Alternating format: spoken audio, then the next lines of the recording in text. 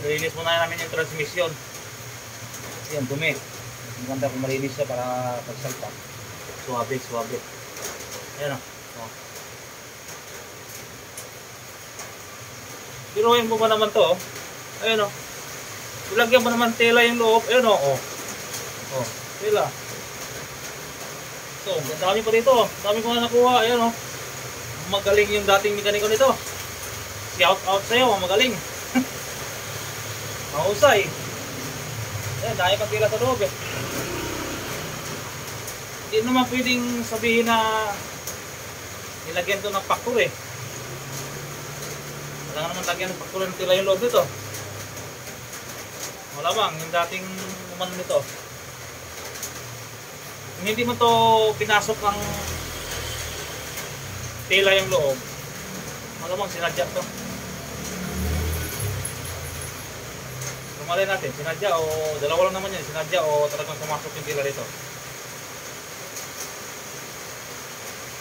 Kasi walang bolts to eh, pero pinasok ng tela.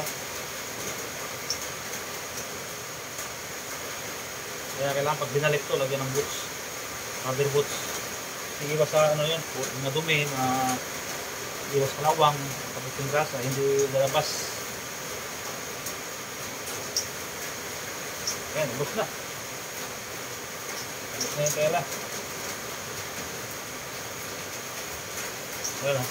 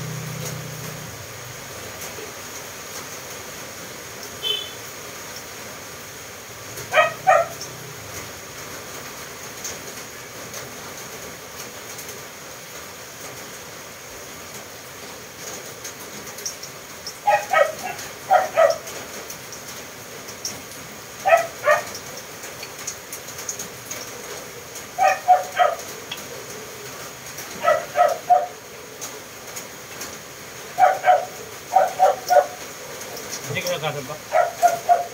Sabon, unat ng siguro pa. Unat ng siguro. Unat tubig, kasi magpalawangin.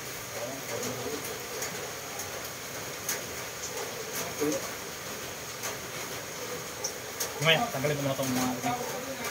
Pag-cancel na akong Kel. Pindot na ako ng pula. Gitna.